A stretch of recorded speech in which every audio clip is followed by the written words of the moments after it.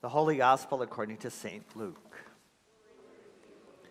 Once while Jesus was standing beside the lake of Gennesaret, and the crowd was pressing in on him to hear the word of God, he saw two boats there at the shore of the lake.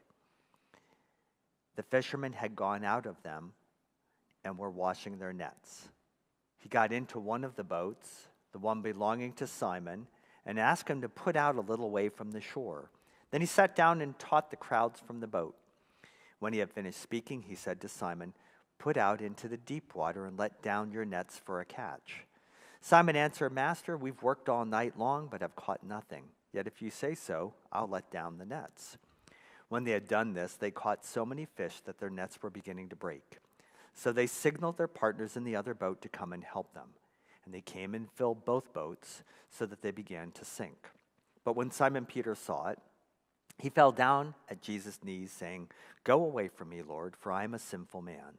For he and all who were with him were amazed at the catch of the fish that they had taken. And so also were James and John, sons of Zebedee, who were partners with Simon. Then Jesus said to Simon, "Do not be afraid. From now on you will be catching people." When they had brought their boats to shore, they left everything and followed him. The Gospel of the Lord. Please be seated. I don't think there's a person in the room that hasn't heard me describe, because I almost always, when thinking of this passage, I talk about, at least briefly, and then I go into something else, the general perception, like the silly sanctuary lamp for me, that it takes a bigger bolt to keep things together. It's because I don't understand. I lack understanding. And even when it's explained to me, sometimes it seems to be out of my grasp of understanding. This passage is one that many of us are taught at a young age, but we're not retaught the older we get, so that it becomes more consistent with a more accurate and mature and depthful understanding of what the passage is all about. If we're taught as children in Sunday school, and we should be taught the story, "So we fish for men." And that's exactly what happens, because all it takes is for me to say, "Hey, Madison's a new fish in this little aquarium called St. John." Madison's the one right here. So I cast and I hook Madison, and then as I'm reeling her in, I get to know what her skills and gifts are, and she's multi-talented, she's bright, she's involved in not taekwondo, but karate, so one of the martial arts.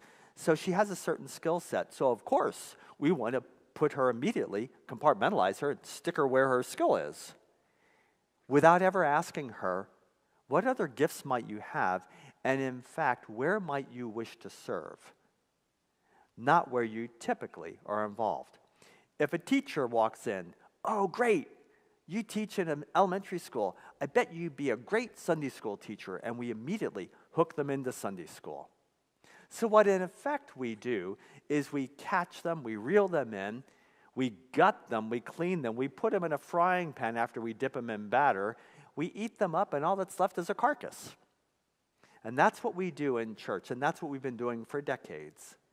We've been using people from this model of evangelism that is not only ineffectual, it's downright not appropriate. So we should seek our gifts. So when I think about this, one of the folks that you know I have deep respect for is Dr. David Lose. Dr. Lose was a professor. His father was the pastor of the Lutheran church closest to me growing up in Myerstown. When we were on Boy Scout trips, we would end up at that church, and we would go to church there dressed in our little Boy Scout uniforms, and we would listen to Dr. Lose's father, also Dr. Lose. And in this particular text, he has a different take on it. So I want to read some things that he wrote. These are not my words, but he's right. My words. If you're going to be a preacher, I was taught, even if you're boring, have energy, because people will at least attach to your energy, if not your words. Now, I hope it's not just the energy that I bring or the passion I have that draws your attention. The second thing is, and I've learned this a long time ago, hug the details. Read the passage, and what jumps off of the page. Today, what jumps out of the water? What catches your eye? For me, when I'm fly fishing, if I can cast the fly perfectly above the water, it's the art. It's not catching the fish that matters to me. It's casting the fly.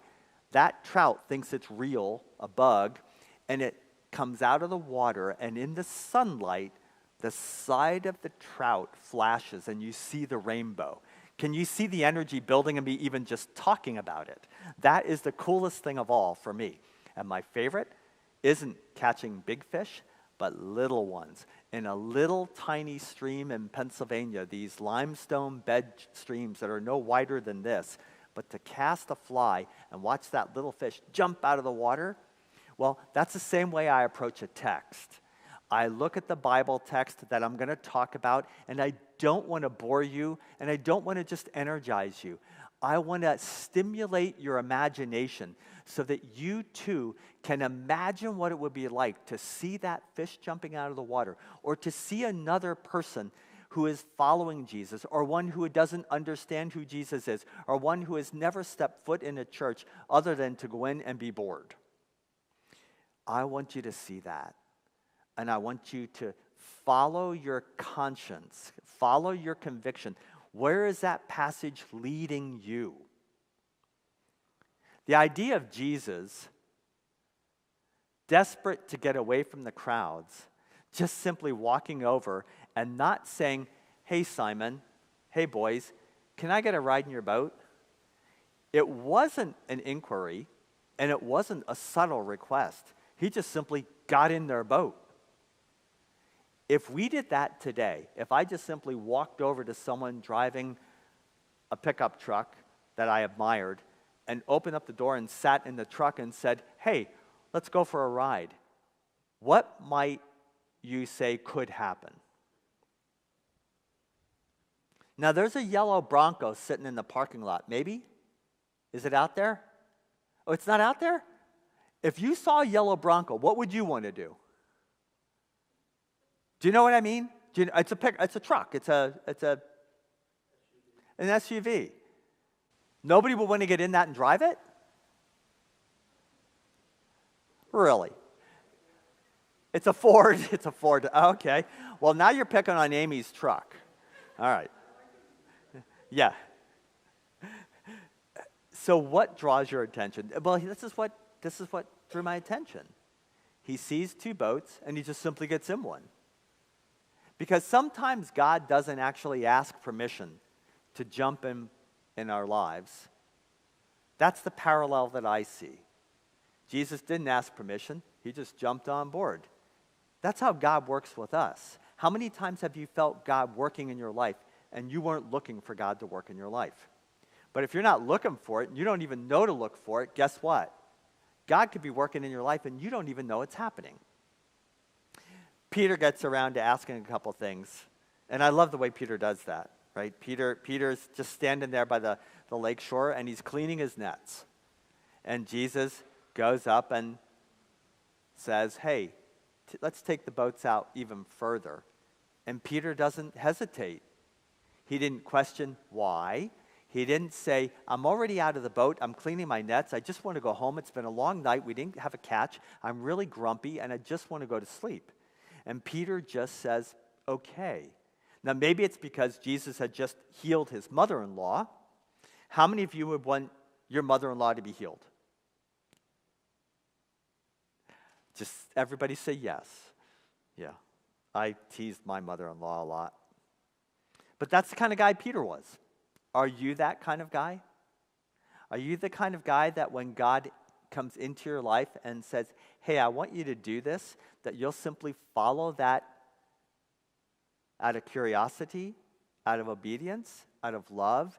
Are you attentive to the things God is calling? Because every single one of you in this room, all of you are being asked by God to do something. You just may not have thought to listen, to hear God, and answer that call.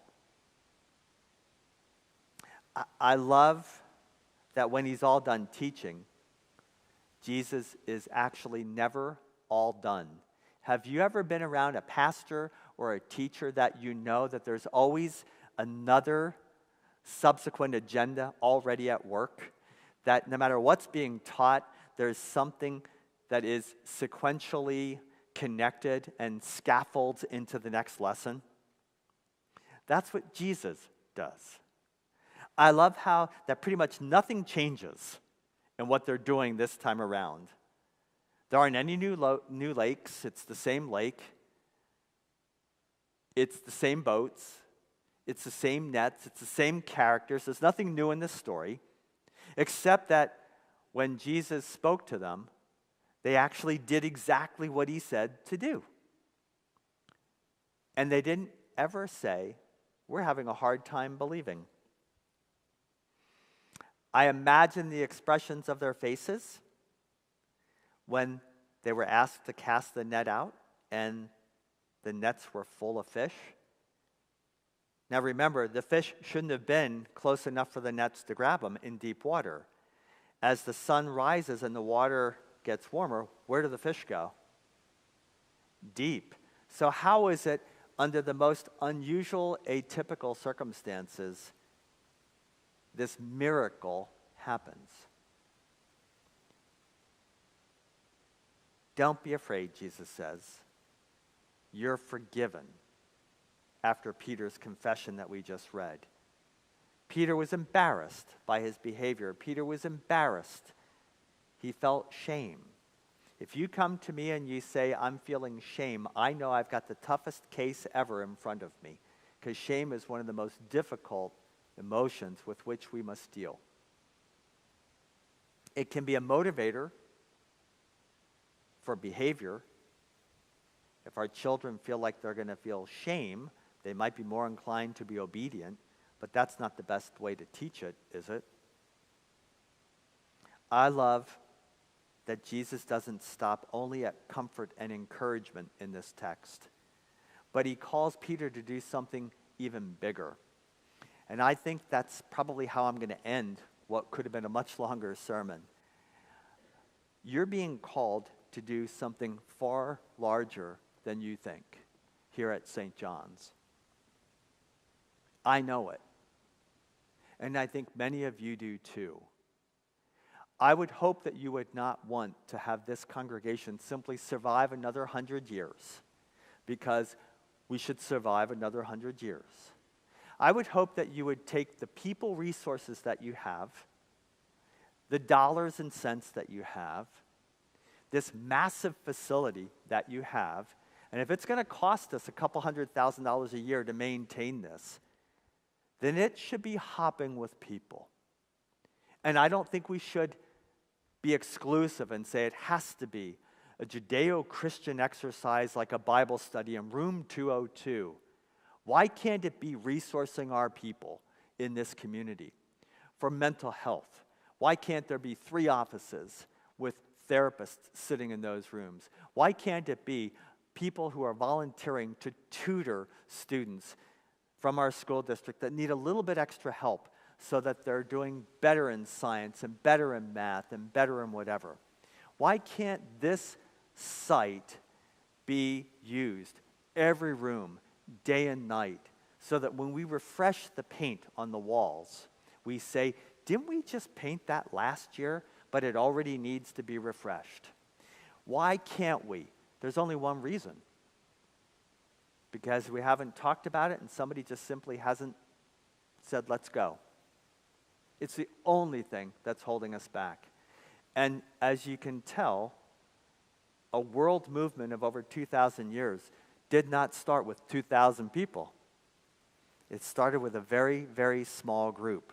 And one of the reasons why, like Tom was saying, Brian was saying, we focus on small groups around here is because small groups matter. I'm going to ask you, you own a business. When I talk about the business, I talk about 3 little kids in particular, don't I? I talk about my initial small group. Sam, Gabe, and Fiona. And they're all under 12. Don't we talk about our little small groups around here? And when our little small groups that are closest to us say, we know each other really, really well, or perhaps not, and then you branch out and you get to meet others. And then your group gets a little bit larger. It's not that you abandon your small group, you just allow your small group to be deeper and richer by the addition of others. I don't believe a small group, or any group for that matter, any table, should ever gather with just enough chairs for those in the room. I think you should always have an empty chair available so that people recognize there's always another space for another person in that family. There's always room for more. And there's room for people who differ in mindset, in talents and skills. I think this passage is one that reminds us to be open for casting a net and casting it deep, even when we don't anticipate a catch, because it's not for us to do that. God's already provided the catch. But please, be good at your fishing. Always catch and release. Always catch and release. And use barbless hooks so that you don't hurt people when you catch them. That's not the Jesus way.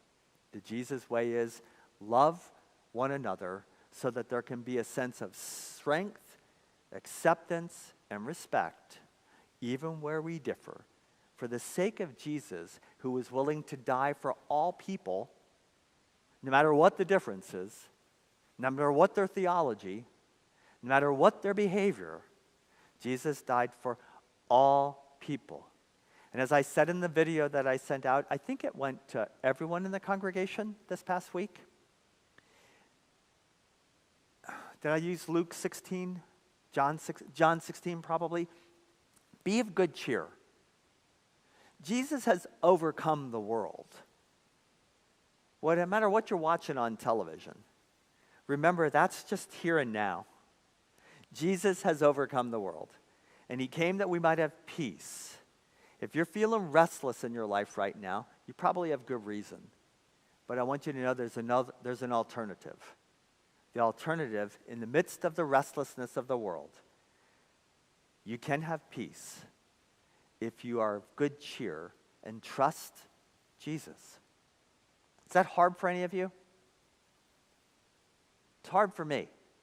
That's why I sent the video out this week, without any rehearsal, without a second take, without even changing my clothes. Because I wanted you to know, as your pastor, be of good cheer. Be of good cheer. Represent yourself, your God, and others by being of good cheer. I mean, I had a lot of reasons this week to not have good cheer in my life, if I don't look at it right way. But where is Charlie right now? He's playing golf with Jesus. I can guarantee it. That's what he's doing. Where's your heart? I was asked a question this week. What do I think about Messianic Judaism? Right? Is that what I was asked? Yeah. And I had a flippant answer. I said, Messianic Jews don't think circumcision cuts it. And then I wanted to deepen the explanation, because it's true what I said, but circumcision isn't what you're thinking. It's the catalyst for how we're united with God. Our limitations that we put on ourselves because of the stories actually prevent us from a broader, deeper understanding of who God is. So allow yourself to be broadened. Allow yourself to be open to the teachings of the Word of God. Is that enough? Is that enough? So Anna, what are you looking forward to doing down in Mexico? Hola? Do you know Spanish? You don't. So how do you say hello? Hola. How do you say, Mother, give me some space? You can do it non-verbally. How would you do it without words? Just say it. Okay. All right. What's it going to be like without your big brother at home for a week? A little different? You're going to like it? No? Seriously? My sister would have never said that about me. Yeah. What's it going to be like for you? Yeah. Yep, changing your perspective. Wait till you see Cafe Resiliente? Resiliente. Man, I am never going to get there with that whole thing. I've got to work on it. Yeah, it's amazing. And wait till you see a LEM at work. The people that are the mechanics are all in wheelchairs. They're all in wheelchairs. It's amazing. And I know we'll send some stuff back on a daily basis. If you have Facebook, look at Facebook, and I'm sure Shannon will be sending things back. What's it? Oh, the girls aren't here. Where's Cam? Cam, can you come out front? Cameron Frizz. Uh-oh, is this okay? Shannon, nod your head. Is this okay? It's okay. All right. Like, whoops, I'm pulling away. What's it going to be like for you to take your dad to Mexico? Good? Okay. What would be good about taking your dad to Mexico? He'll enjoy it? Yeah, he'll eat cactus, right? That's a prickly meal. That's gross. It's green. You're leaving? What was your favorite part of Mexico? What do you want Miles to experience?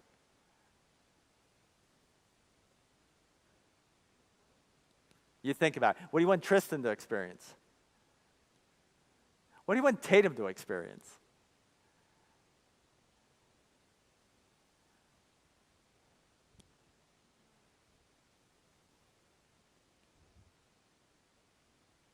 We'll talk about it in a week.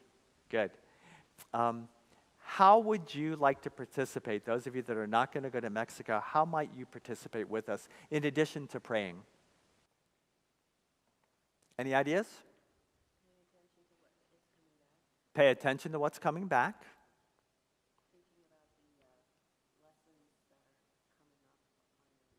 Thinking about the lessons that will happen when we return. Those are good. What's next? Yeah, going to Mexico is one thing, but the day we come back, if we don't do anything with it, it was a wasted trip, in my opinion. Is it always a waste? It's not completely a waste. It just won't make sense to do it, right? It'll make sense for us to understand why clean water is important. Do we have clean water at the Boyertown School District? Yeah, can you imagine drinking from a water fountain and never even thinking twice, like, oh my gosh, can I drink from this or not? Is it okay? Well, we know it already is. Well, of course, we live in Boyertown. We should have clean water. Well, what about when they don't? When we go to coffee and conversation after the service, when we go downstairs and eat snacks and food, mingle and see what you can come up, what percolates for you. And I'm serious. Try and engage this a little bit. It's important. Todd, you're shy, right? More shy than Roberto.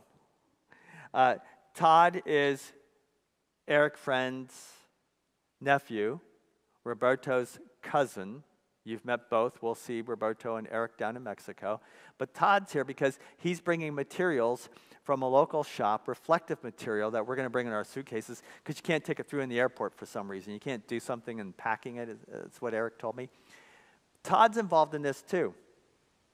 Plus, girlfriend, Carolina. We'll see Carolina when we're down there, I think. Lives in Mexico. So he might just follow in Eric's footsteps, right? Go to Mexico and find the next one.